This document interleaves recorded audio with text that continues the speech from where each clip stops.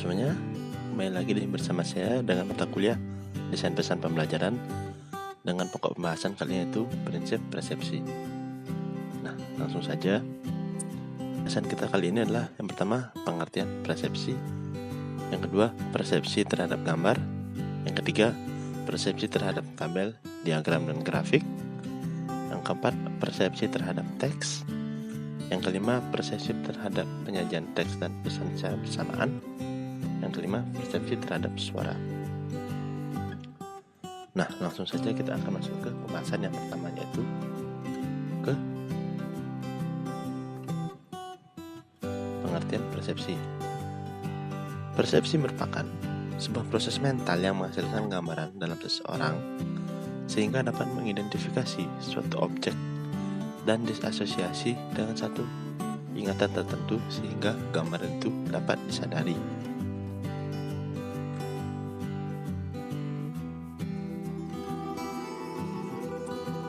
Persepsi terhadap merupakan salah satu jenis media visual.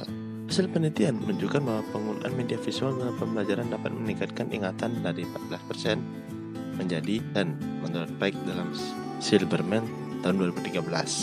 Selain itu, waktu yang digunakan untuk menyampaikan sebuah konsep berkurang sampai 40% ketika media visual digunakan.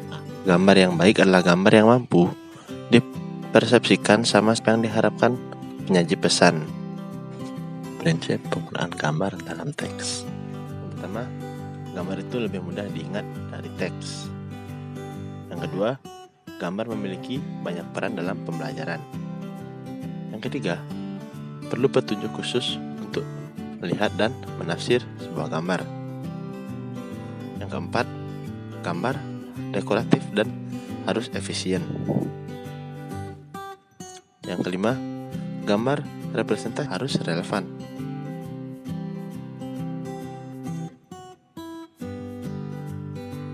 Yang keenam, gambar organisasional menekankan hubungan temporal dan tata ruang. Yang ketujuh, gambar interpretatif harus disederhanakan. Yang kedelapan, gambar transformasi harus cukup realistis. Dan yang kesembilan itu, warna dapat menyalurkan dua buah tujuan pesan.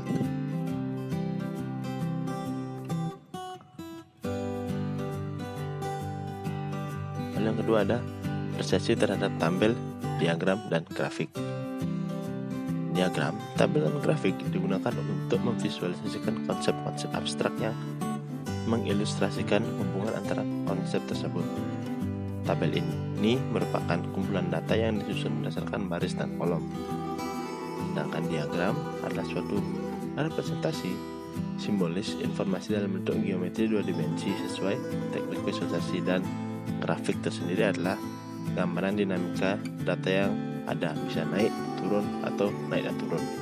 Dalam desain pesan, ada prinsip-prinsip penggunaan tabel, diagram, dan grafik dalam teks yang harus diperhatikan. Yang pertama, tabel, diagram, dan grafik harus memuat ide-ide abstrak lebih konkret dan mudah dipahami. Yang kedua, efisiensi dan akurasi informasi pada grafik dan diagram. Yang ketiga, hindari grafik dan diagram yang rumit. Yang keempat, persepsi dan interpretasi diagram dan grafik. Dan yang kelima, atur posisi elemen grafik. Dan yang ketiga ada persepsi terhadap teks. Teks dapat mengkomunikasikan banyak informasi. Informasi tersebut dapat disampaikan melalui kata-kata yang disusun sedemikian rupa menjadi kalimat hingga membentuk sebuah paragraf. Pemilihan jenis kata akan mempengaruhi persepsi pembaca terhadap sebuah kalimat. Nah, berikut ini adalah prinsip-prinsip dalam teks. Yang pertama, persepsi terhadap teks tidak berbeda dengan persepsi yang lain. Yang kedua, gunakan kontras untuk menonjolkan teks tersebut. Yang ketiga, atur tata ruang teks. Yang keempat, kemudahan teks dipengaruhi kompleksitas atribut tersebut. Lalu yang keempat adalah persepsi penyajian teks dan gambar. Penyajian teks dan gambar secara bersamaan memberikan manfaat yang sangat berarti kepada pembaca. Ada dua maksud pesan yang bisa disampaikan. Pertama, kejelasan teks didukung oleh gambar. Kedua, kejelasan gambar didukung oleh teks. Nah, untuk tujuan pertama, uraian teks panjang dan abstrak akan lebih mudah dipahami jika didukung oleh gambar yang relevan. Nah, untuk tujuan yang kedua, gambar yang didukung oleh teks akan membantu pembaca mempersepsikan gambar sehingga tidak terjadi pemaknaan yang berbeda terhadap gambar tersebut. Nah, agar lebih jelasnya, berikut ini sajikan prinsip dalam penyajian teks dan gambar.